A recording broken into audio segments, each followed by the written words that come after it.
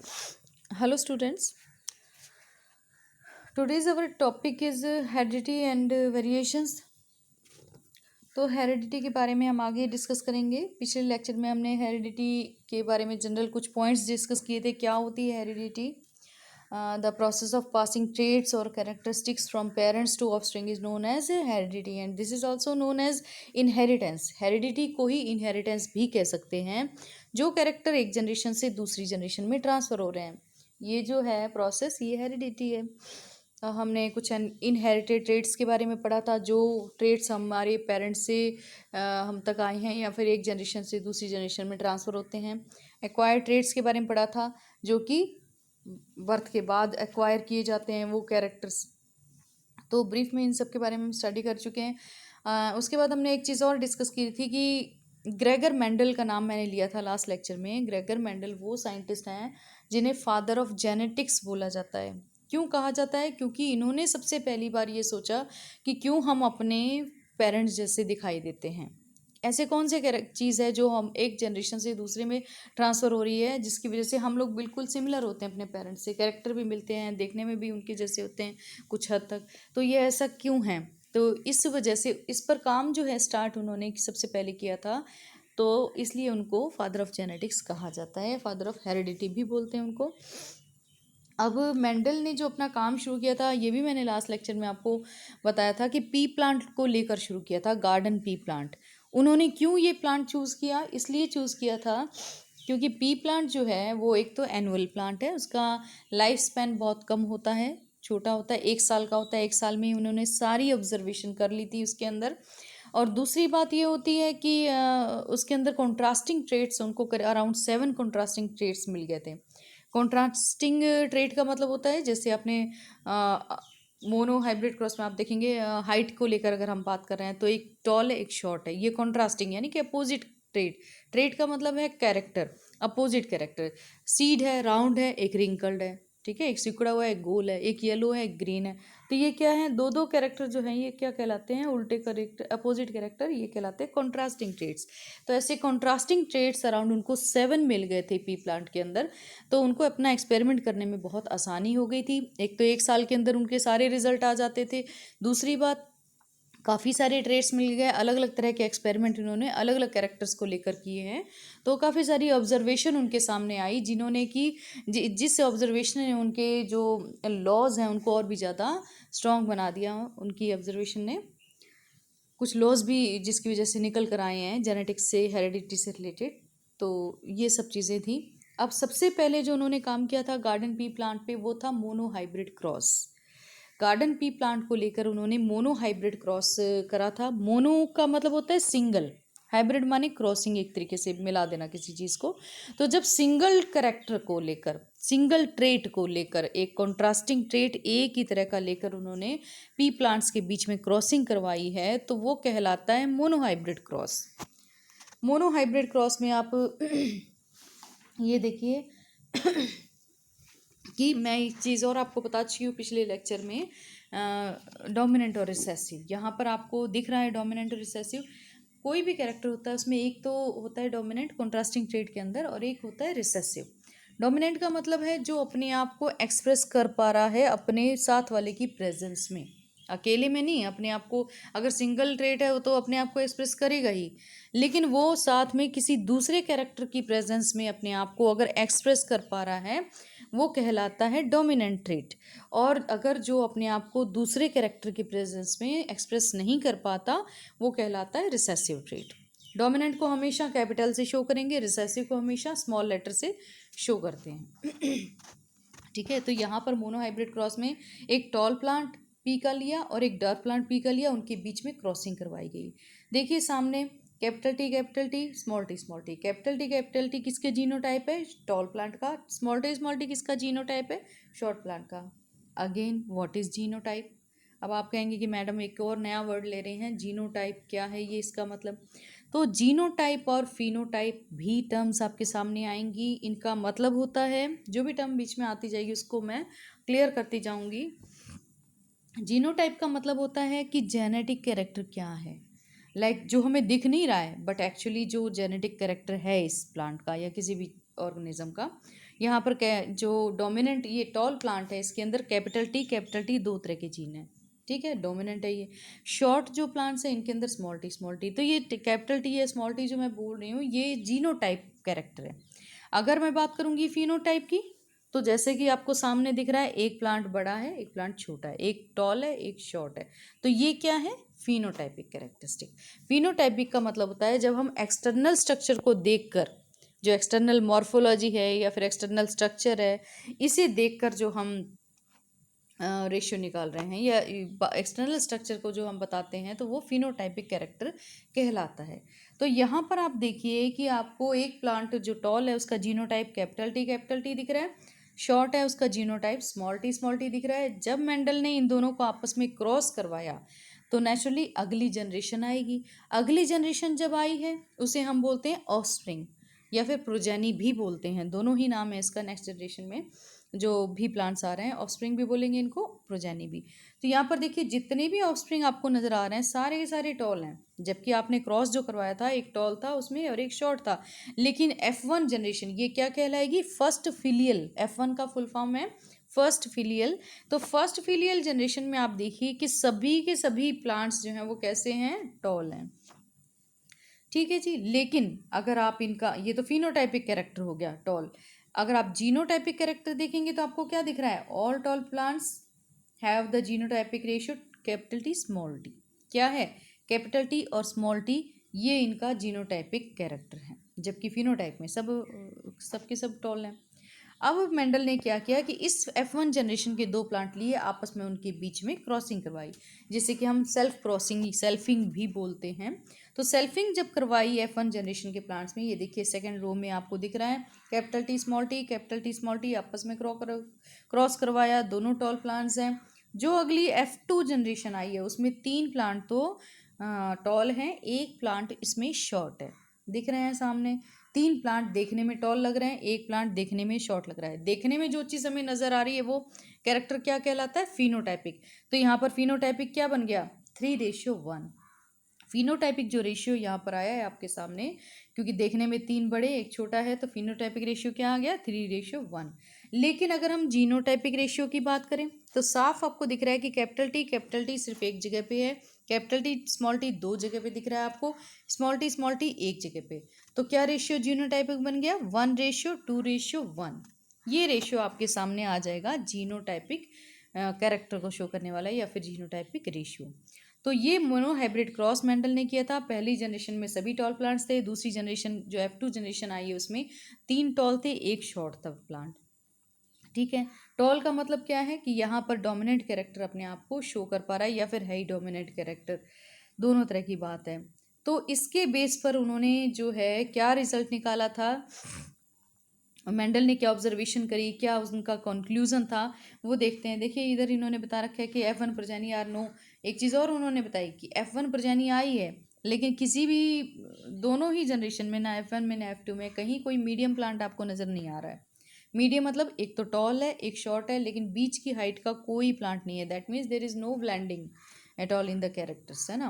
Blending का मतलब होता है मिक्स होना किसी चीज़ का, तो मिक्सिंग नहीं हो रही है यहाँ पर। प्योर जो है या तो टॉल प्लांट है या फिर प्योर डॉर्फ प्लांट्स हैं। ये चीज़ इन्होंने बताया कि ना तो F1 में ना ही F2 जनरेशन के अंदर कहीं भी कोई किसी तरह की ब्लेंडिंग हो रही है, ठीक है। और अब जो है दो टर्म्स और आपके सामने आ रही हैं, होमोजाइगस और हेट्रोजाइगस कंडीशंस। होमो का मतलब होता है सिमिलर, हेट्रो का मतलब होता है डिसिमिलर। सिमिलर माने एक जैसा, डिसिमिलर माने जो एक जैसा नहीं है। तो सिमिलर कंडीशन मतलब जब हम ट्रेड्स एक जैसे हैं, दोनों डोमिनेंट हैं या फिर दोनों रिसेसिव हैं। जैसे कैपिटल टी या फिर स्मॉल टी हम लिख रहे हैं, तो दोनों में ही क्या है, या तो रिसेसिव है या फिर डोमिनेंट है। तो ऐसे जो कैरेक्टर्स हैं, ऐसे जो ट्रेड्स हैं, ये कहलाते हैं रिसेसिव, वो क्या नाम, होमोजाइगस ट्रेड्स, ठीक है। ये कैरेक्टर क्या कहलाते हैं, होमोजाइगस ट्रेड्स कहलाते हैं। जबकि हेट्रोजाइगस में कैपिटल टी स्मॉल टी, यानी कि एक तो डोमिनेंट कैरेक्टर होगा दूसरा रिसेसिव कैरेक्टर होगा, तो ये कहलाएगा हेट्रोजाइगस कंडीशन या हेट्रोजाइगस ट्रेड्स कहलाते हैं ये। और ये रिजल्ट अभी हमने पढ़ ही लिया था पीछे, मैंने आपको बता ही दिया है मोनोहाइब्रिड क्रॉस के बाद कि फिनोटाइपिक रेशियो 3:1 है, जीनोटाइपिक 1:2:1 है, 3 टॉल 1 शॉर्ट, है ना। तो ये सब चीज़ आपने देख ली थी। फिनोटाइप मतलब फिजिकल अपीयरेंस, देखने में कैसा है। जीनोटाइप जो इंटरनल उसका जेनेटिक मेकअप क्या है वो जीनोटाइप को शो करता है। ठीक है, तो ऑब्जर्वेशन क्या थी मोनोहाइब्रिड क्रॉस को लेके इनकी, मेंडल की, कि F1 प्रजाति में सभी टॉल प्लांट्स हैं, किसी तरह की कोई ब्लेंडिंग नहीं है, कोई मीडियम प्लांट नहीं है। F2 प्रजाति में भी सभी नहीं, F2 प्रजाति में क्या था, 25% यानी कि 1/4 जो प्लांट्स हैं वो शॉर्ट हैं, और 3/4 प्लांट यानी कि 75% प्लांट्स टॉल हैं। ये उनका रिजल्ट था, ऑब्जर्वेशन थी। तो फिनोटाइपिक रेशियो 3:1 था, जबकि जीनोटाइपिक रेशियो 1:2:1 किसमें, मोनोहाइब्रिड क्रॉस के अंदर आया था, पाया गया था। अब देखिए कंक्लूजन उन्होंने क्या निकाला था इसको लेकर। कंक्लूजन सिंपल था कि एक्चुअली कंक्लूजन ये था, जब इन्होंने ये जो रिजल्ट इनके सामने फिनोटाइपिक और जीनोटाइपिक आ गया है दोनों जनरेशन का, उसमें ये देखा इन्होंने, एक चीज़ देखी थी कि डोमिनेंट जो करेक्टर है वो रिसेसिव करेक्टर को आगे नहीं आने दे रहा। जैसे कि F1 जनरेशन में कैपिटल टी स्मॉल टी सबके अंदर यही जीनोटाइप था, लेकिन देखने में सब टॉल थे। इसका मतलब क्या हुआ, कैपिटल टी ने स्मॉल टी को एक्सप्रेस नहीं होने दिया, मतलब एक डोमिनेंट कैरेक्टर जो है वो टॉल वाला था, डॉर्फ वाला रिसेसिव था। तो इस पर बेस्ड उन्होंने, एक्चुअली आपके सिलेबस में नहीं है, आप हायर क्लासेस में पढ़ेंगे, 2 लॉज दिए थे जिन्हें बोलते हैं law of inheritance, laws of inheritance. उसमें पहला लॉ था लॉ ऑफ डोमिनेंस, दूसरा लॉ था लॉ ऑफ सेग्रीगेशन। तो डोमिनेंस में उन्होंने क्या बताया था, लॉ ऑफ डोमिनेंस में, कि जो डोमिनेंट कैरेक्टर है वो अपने आप को शो कर पाएगा, रिसेसिव नहीं शो करेगा। अगर मैं बिल्कुल ही सिंपल भाषा में ब्रीफ में बताऊं तो बस इतना ही समझ लीजिए। और लॉ ऑफ सेग्रीगेशन में क्या बताया था कि when the crossing is occurred, जब क्रॉसिंग होती है तो गैमीट्स सेपरेट होकर उनके ट्रेट्स जो हैं, कैरेक्टर्स जो हैं वो सेपरेट हो जाते हैं, एलील्स जिन्हें हम कहते हैं, और वो किसी से भी इंडिपेंडेंटली असॉर्ट हो जाते हैं, जाके कंबाइन होते हैं और नया प्लांट बनाते हैं। तो ये चीज़ आप नेक्स्ट क्लास में पढ़ेंगे, अभी इतना ही काफ़ी है जो कैलकुलेशन ऑब्जर्वेशन आपके सामने है। तो मोनोहाइब्रिड क्रॉस के बाद, हाँ, जिसके बाद कि उन्होंने मेंडल ने ये लॉज दिए हैं, लॉज ऑफ इनहेरिटेंस, उसके बाद उन्होंने एक और टेस्ट किया था जिसे बोलते हैं डाई हाइब्रिड क्रॉस। डाई जैसा कि इसका नाम है, दो, हाइब्रिड माने मिला देना किसी चीज़ को। तो जब हम दो कैरेक्टर्स को लेकर क्रॉस करवा रहे हैं प्लांट्स का, जब मेंडल ने दो ट्रेट्स को इकट्ठा लिया था, जैसे पिछली बार मोनो हाइब्रिड क्रॉस में सिर्फ एक ट्रेट लिया था, वो ट्रेट क्या था, हाइट वाला, एक कैरेक्टर था हाइट, जबकि अब इन्होंने क्या दो कैरेक्टर लिए हैं, क्या नाम, shape and colour of seeds. दो कैरेक्टर हो गए, एक तो शेप हो गया, दूसरा कलर हो गया। किसकी शेप और कलर, सीड्स की शेप और कलर, है ना। The two pairs of contrasting characteristics chosen by Mendel were shape and colour of seeds, round yellow seeds, wrinkled green seeds, या फिर कैसे राउंड ग्रीन है, रिंकल्ड येलो सीड्स हैं, ठीक है ना। तो ये जो कैरेक्टर इन्होंने लिए हैं, ये दो दो लिए हैं। तो इस क्रॉस को दो दो कैरेक्टर को लेकर जब क्रॉस करवा के ऑब्जर्वेशन देखी गई है, थोड़ा सा उससे कॉम्प्लिकेटेड है मोनो हाइब्रिड से, तो इसे डाई हाइब्रिड क्रॉस कहते हैं।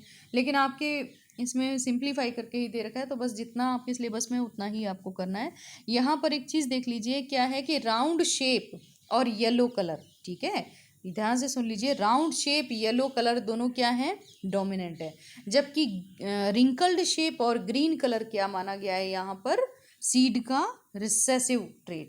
अब रिसेसिव और डोमिनेंट आप इजीली जो लिखा हुआ है उसमें पहचान सकते हैं कि डोमिनेंट को कैपिटल लेटर से शो करेंगे, रिसेसिव को स्मॉल लेटर से शो करेंगे।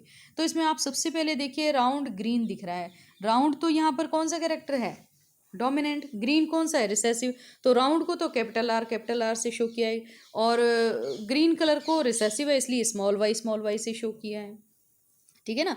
वाई क्यों लिया, क्योंकि येलो डोमिनेंट है, तो उसी का लेटर लिया जाता है जो डोमिनेंट है, और साथ वाले दूसरे कॉन्ट्रास्टिंग ट्रेट को उसी लेटर का स्मॉल लेटर से शो कर देते हैं। अब रिंकल्ड में देखिए, रिंकल्ड जो है ये कैसा है, रिसेसिव ट्रेट है, तो स्मॉल आर, जबकि क्या नाम है, कलर जो है ये डोमिनेंट है येलो, तो इसको कैपिटल वाई से शो कर दिया। अब इस तरह से दो दो कैरेक्टर वाले इनको सीड्स को लेकर आपस में क्रॉस जब करवाया है, तो देखिए हम इसमें से कैपिटल आर स्मॉल वाई में से एक एक ले लेते हैं। एक कैपिटल आर में से आर ले लिया हमने, एक just for easy of the crossing show करने के लिए, स्मॉल वाई में से एक वाई ले लिया। इधर दूसरी तरफ देखिए राइट हैंड साइड पर स्मॉल आर और एक कैपिटल वाई ले लिया। अब इनके बीच में जब आप F1 जनरेशन लेकर आएंगे तो जितने भी सीड्स होंगे सबकी क्या जीनोटाइपिक कैरेक्टरिस्टिक आएगी आपके सामने, capital R, capital Y small y, यही तो आएगा जब इन चारों को आप आपस में क्रॉस करवाएंगे, मिलाएंगे capital R small r capital Y को, तो आपके सामने capital R capital Y small y, ये जीनोटाइप ए रेशियो आएगा। कैपिटल आर कैसा दिख रहा है, ये राउंड दिख रहा है, लेकिन कैपिटल वाई स्मॉल वाई की वजह से ये कलर कौन सा शो कर रहा है, येलो। क्यों? क्योंकि येलो कलर डोमिनेंट है और ग्रीन कलर रिसेसिव है, जबकि राउंड शेप डोमिनेंट है और इधर रिंकल्ड रिसेसिव है। पर जो बीच में बनकर आया है वो कलर तो येलो है उसका, लेकिन सीड का शेप कैसा है, बिल्कुल राउंड है। ये आपके सामने सारे के सारे सीड एक जैसे हैं, F1 जनरेशन आ गई। बिल्कुल वैसे ही है जैसे आपने मोनो हाइब्रिड क्रॉस पढ़ा है, बिल्कुल वैसे ही ये डाई हाइब्रिड क्रॉस में भी बता रखा है। F1 जनरेशन में जीनोटाइप तो देखिए दोनों तरह का शो कर रहा है, यानी कि डोमिनेंट कैरेक्टर भी इसमें वो ट्रेट भी आ रहा है और रिसेसिव वाला जीन भी आ रहा है, लेकिन शो कौन सा हो रहा है, जो डोमिनेंट कैरेक्टर है। डोमिनेंट क्या है, yellow colour and round shape, ठीक है। अब इनके बीच में ये जो F1 जनरेशन आई है, इसके बीच में क्रॉसिंग करवाई जाती है। F1 जनरेशन में जो आएगा उसके बीच में क्रॉसिंग करवाई जाएगी। क्रॉसिंग करवाने के बाद जो रिजल्ट आएगा वो डाई हाइब्रिड क्रॉस का रिजल्ट होगा। रिजल्ट बाद में देखेंगे, पहले देखिए कि क्रॉसिंग सबसे पहले capital R capital Y small y, इनको आपस में जब क्रॉस करवाया जाएगा, जैसे आपने टी को करा था, तो ये चारों अलग अलग हो जाएंगे ट्रेड्स, ठीक है ना। कैपिटल आर अलग हो जाएगा, स्मॉल आर अलग होगा, कैपिटल वाई अलग, स्मॉल वाई अलग। अब ये चारों की प्रोबेबिलिटीज़ बनेंगी आपस में कि किस किस तरीके से ये मिल सकते हैं। तो प्रोबेबिलिटीज़ देखिए आप, ये जो सामने आपको एक स्क्वेयर चार्ट नज़र आ रहा है, इसे बोलते हैं पुन्नेट स्क्वेयर चार्ट। ये जो चार्ट आपको स्क्वेयर फॉर्म में नज़र आ रहा है, इसे बोलेंगे पुन्नेट स्क्वेयर चार्ट। इस पुन्नेट स्क्वेयर चार्ट में प्रोबेबिलिटीज़ को दोनों तरफ, लेफ्ट एंड राइट साइड में, आप ऊपर की तरफ देखिए और एक बिल्कुल लेफ्ट में देखिए, वर्टिकली हॉरिजॉन्टली दोनों तरह से देखिए। सबसे ऊपर की लाइन हॉरिजॉन्टली, और वर्टिकली जो है लेफ्ट साइड में सबसे पहली लाइन। ये क्या है, प्रोबेबिलिटीज़ हैं कि इस तरह की चीज़ें इस तरह से जो है वो क्रॉसिंग होगी। Capital R capital Y small y के आपस में जब क्रॉसिंग करवाई है, सेल्फिंग, तो ये बना है कैपिटल आर वाई, एक पॉसिबिलिटी है कैपिटल आर स्मॉल वाई, एक पॉसिबिलिटी है स्मॉल आर कैपिटल वाई, एक पॉसिबिलिटी है स्मॉल आर स्मॉल वाई। ये चार पॉसिबिलिटी सामने आती हैं। इन चारों को दोनों तरफ लिख दीजिए, क्योंकि हमें इन चारों को ही आपस में मल्टीप्लाई करना है। जैसे उसमें हमने कैपिटल टी स्मॉल टी को दोनों तरफ लिखकर मल्टीप्लाई करा था, वैसे इनको, और जब हम मल्टीप्लाई करेंगे तो आपके सामने ये रेशियो आएगा। जैसे कि फर्स्ट ब्लॉक मैं आपको दिखा देती हूँ, मल्टीप्लाई करके कैपिटल आर वाई लिखा है, दूसरी तरफ भी कैपिटल आर और कैपिटल वाई लिखा है। जब ये आपस में मल्टीप्लाई होंगे तो naturally capital R capital Y capital Y. अब इस ऊपर वाले कैपिटल आर वाई को लेफ्ट हैंड साइड के दूसरे से मल्टीप्लाई कीजिए, क्या आ जाएगा, capital R capital Y small Y आ गया। अब इस कैपिटल आर वाई को तीसरे से मल्टीप्लाई कीजिए, स्मॉल आर कैपिटल वाई से, capital R small r capital Y. अब इस कैपिटल आर वाई को चौथे से मल्टीप्लाई कीजिए, स्मॉल आर कैपिटल वाई से, स्मॉल वाई से, capital R capital Y small y. इस तरीके से अब इन चारों ट्रेड्स को लेफ्ट एंड राइट जो भी लिखे हुए हैं, ये ऊपर लिखा हुआ है एक तो हॉरिजॉन्टली और एक वर्टिकली जो लेफ्ट में है, इनको आपस में जब आप मल्टीप्लाई करेंगे तो आपका ये पूरा पुन्नेट स्क्वेयर चार्ट भर जाएगा। इस टाइप का रेशियो कुछ आपके सामने आएगा। और आप जब इन सबको काउंट करेंगे, अब इनकी शेप देखिए, सबसे पहला ब्लॉक अगर मैं देख रही हूँ तो इसमें दोनों कैपिटल आर हैं और दोनों कैपिटल वाई हैं। तो कैपिटल आर है, इसका मतलब क्या, इसका शेप होना चाहिए राउंड। कैपिटल वाई है, इसका मतलब ये कलर कौन सा होना चाहिए, येलो। तो हम इसको क्या नाम देंगे, राउंड एंड येलो सीड। कितने हैं ऐसे, अगर आप काउंट करेंगे तो 9 हैं ऐसे इसमें टोटल। इसी तरह से राउंड और ग्रीन, जैसे कि मान लीजिए राउंड और ग्रीन कितने हैं, ये 3 हैं।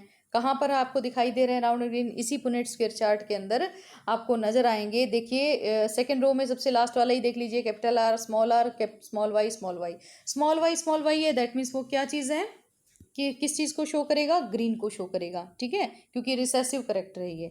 और कैपिटल आर अगर एक जगह भी आ गया तो वो राउंड को शो करेगा, बेशक दोनों जगह पे ना हो। तो राउंड ग्रीन 3 है। इसी तरह से रिंकल्ड येलो जो आप ढूंढेंगे, रिंकल्ड का मतलब क्या हुआ, जो सिकुड़ा वसा है ये सीड, तो वो रिंकल्ड है। रिंकल्ड में कैसा आएगा कैरेक्टर, स्मॉल आर आएगा दोनों जगह पे, ठीक है ना। मान लीजिए देखिए थर्ड रो के अंदर सबसे लास्ट वाला small r capital Y small y, ये क्या होगा, रिंकल्ड येलो। ये 3 हैं ऐसे, जब आपने सारे में काउंट करे ढूंढे तो 3 मिल गया आपको। इसी तरह से एक कैरेक्टर लास्ट में बचता है रिंकल्ड ग्रीन, यानी कि इसके अंदर दोनों ही स्मॉल आर होंगे, दोनों ही स्मॉल वाई होंगे, तभी ये कैरेक्टर बनेगा। तो ये देखिए सबसे लास्ट में कॉर्नर में आपको एक सिंगल नजर आ रहा है, small r small y wrinkled green. तो इस तरीके से रेशियो डाई हाइब्रिड क्रॉस का जो सामने आया था इनके मेंडल के, वो रेशियो क्या था, round yellow 9, round green 3, wrinkled yellow 3, wrinkled green 1। तो रेशियो क्या बन गया, 9:3:3:1। जैसे कि आपने वहाँ पर पढ़ा था मोनो हाइब्रिड क्रॉस में क्या रेशियो था फिनोटाइपिक, 3:1 था, लेकिन यहाँ पर फिनोटाइपिक रेशियो क्या आ गया आपके सामने, 9:3:3:1। जीनोटाइपिक रेशियो काफ़ी लंबा चौड़ा आएगा, देख लीजिए ये ऊपर लिखा हुआ भी है, तो उसको काउंट करने की जरूरत नहीं है।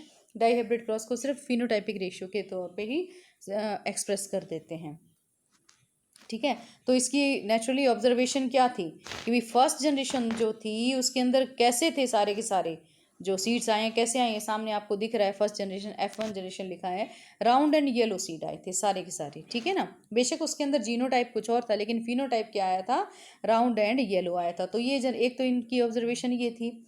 दूसरी ऑब्जर्वेशन क्या थी कि जब सेल्फ पॉलिनेशन करवाया गया F1 प्लांट्स में, तो रेशियो क्या आया है, 9:3:3:1, जो कि अभी हमने डिस्कस किया है पुनेट स्क्वायर चार्ट के थ्रू हमें जो आया दिखने में। मतलब क्या, अगेन वही बात है कि डोमिनेंट कैरेक्टर अपने आप को एक्सप्रेस करेगा। राउंड और येलो सीड्स क्या हैं, डोमिनेंट कैरेक्टर हैं दोनों, तो ये अपने आप को जहाँ पर भी हैं ये अपने आप को शो कर रहे हैं, दूसरे वाले को शो नहीं होने दे रहे हैं। तो अगेन वही लॉ ऑफ डोमिनेंस आ गया यहाँ पर, ठीक है। और दूसरी बात लॉ ऑफ सेग्रीगेशन आ गया कि भाई ये सेपरेट होकर आप किसी के साथ भी कंबाइंड हो। देखिए कितनी सारी प्रोबेबिलिटीज़ हैं, कितनी पॉसिबिलिटीज़ आपके सामने आई हैं। इसका मतलब क्या है, they are now free to combine और cross with any one of the character, है ना। तो इसीलिए आपके सामने इतनी सारी पॉसिबिलिटीज़ आ रही हैं। तो ये एक तरीके से ऑब्जर्वेशन और रिजल्ट था डाई हाइब्रिड क्रॉस का भी। इस चैप्टर को, इस वीडियो को दोबारा सुन लीजिए और रिवाइज कीजिए। अगला जो पोर्शन है वो नेक्स्ट लेक्चर में डिस्कस करेंगे।